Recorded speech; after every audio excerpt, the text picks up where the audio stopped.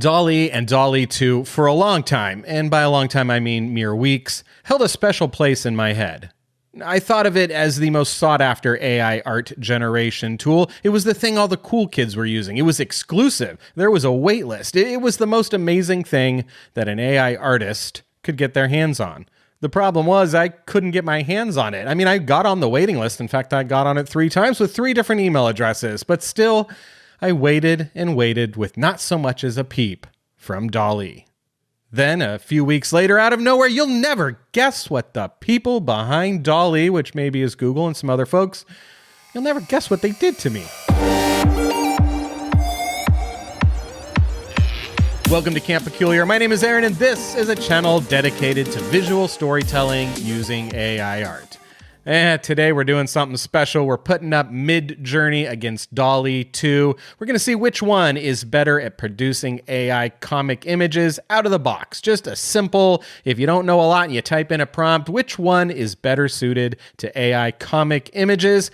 And the reason why we can do that, the reason why we can do this little contest, this little fun test, is because I finally got access to it. And it's not because I'm super special or have a teeny tiny YouTube channel. The reason I can use Dall-E is because everyone can. Dall-E is finally open to the public. And they didn't even email me when this exciting news broke. No, they just wrote a blog post and then opened it up. It was news that came as a shock to me because I've been checking my email every other day at least, wondering when it was going to be my time. I even emailed Dall-E one time and asked about how long should one with a teeny tiny YouTube channel expect to wait to get access to this wonderful tool.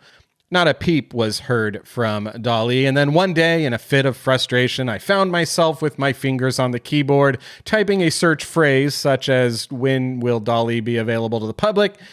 of when I found out it had been for quite some time. Late September 2022, I believe it was, and so I logged in and have been using it ever since. And now I'm ready to put up Dall-E, the once famed, the once exclusive, the once out of my reach AI art generation tool against Midjourney, my tried and true friend, my old trustworthy companion on the road of AI art generation, the buddy that's always been there for me, even when I didn't have a YouTube channel, even when I wasn't on waiting lists. Which one is better at producing your comic or visual storytelling images?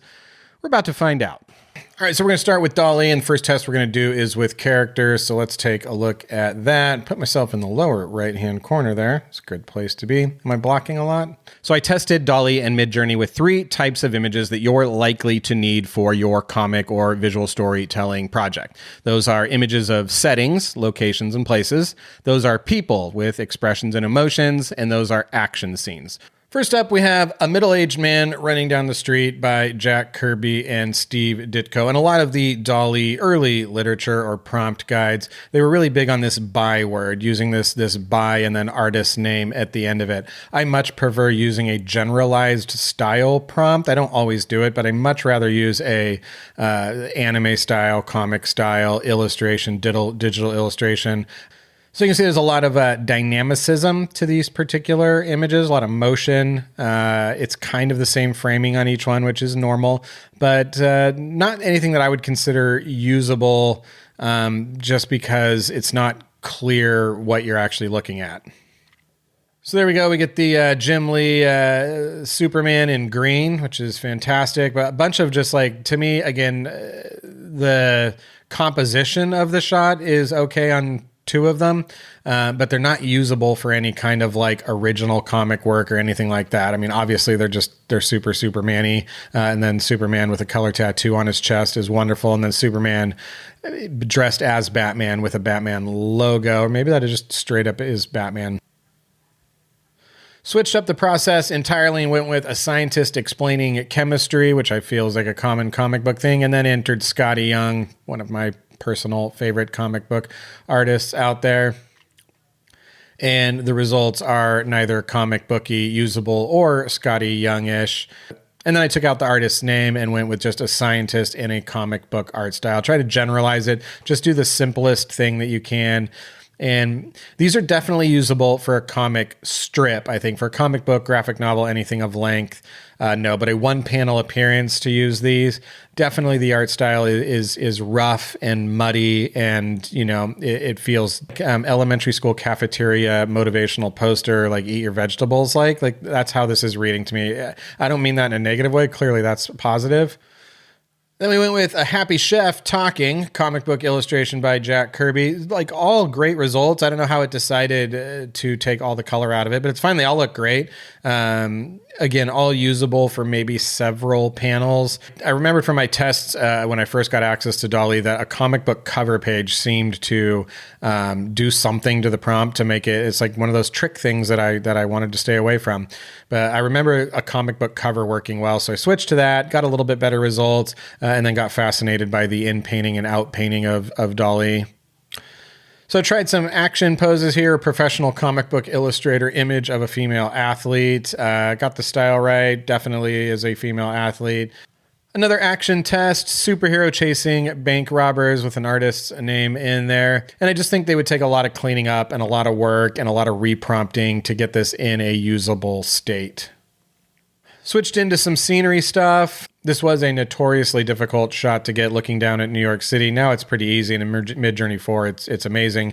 But Dall-E does a great job of it here, just still a little bit muddy and a little bit dense. I would say there's a collage busyness to most of the Dall-E images that I was able to generate.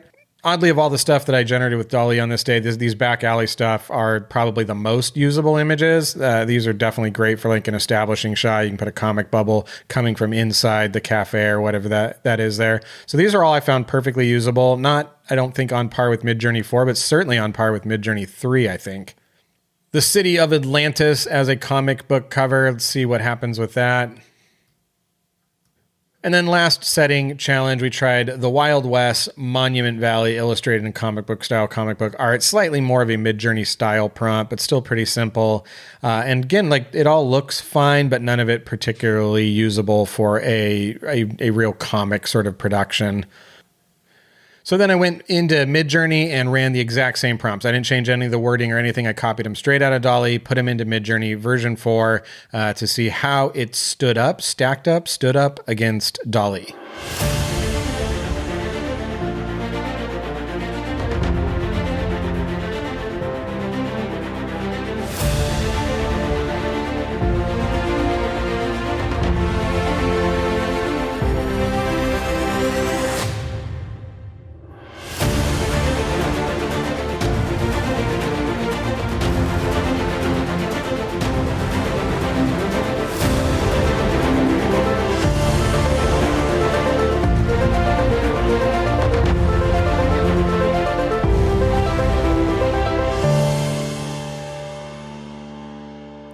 So Midjourney 4 is the clear winner here when it comes to producing a usable image just right out of the box with a simple plain language prompt. And again, I know there might be a lot of people watching this that say, well, you're just not as good with Dall-E. You don't really know how to use it. You don't know all the special words. And I get that. That's fine. There's a lot of experience and sort of education and learning that can go into using a tool. But to go back to an earlier point in this video, I was really trying to test these with sort of an out-of-the-box, easily accessible, plain language type situation. And in that situation, Midjourney is the clear winner, which is not to say that Dall-E doesn't have a place. In fact, I think the better question to ask and the better video to make, which would beg the question, why didn't you make it, is where does Dall-E fit in the tool chain? So for me, Midjourney is where I start. It's where I start generating all the art, all the assets, all the things that I'm going to need. But there's a lot of stuff Midjourney can't do or just isn't going to be able to produce for you in a particular prompt. And even the remix feature, especially in version 4 right now, not working so great. Like, it works, but Dall-E's inpainting and outpainting features, I would say, are a very useful, if not crucial, tool for longer projects, longer comic book projects, graphic novel projects. So I took the mad scientist, erased the bow tie, and then reprompted that into a polka-dotted bow tie, and then you get several options with that, so that worked great. Then ran like a cartoon bug eyes on it, and then even added a top hat. So like really made like 3 pretty major changes. Midjourney wouldn't be able to do any of this through the remixing currently. So you can just see how well and how neat this part of Dall-E is. And it's a clear winner in the sort of in-painting and out-painting. The way it works, the way you access it all works really, really well and gives you super usable results, given if you start with a Midjourney image, the results are really, really good. Hey, if you found that helpful, interesting, or dare I say intriguing, give this video a like. Right now, it's really easy to do.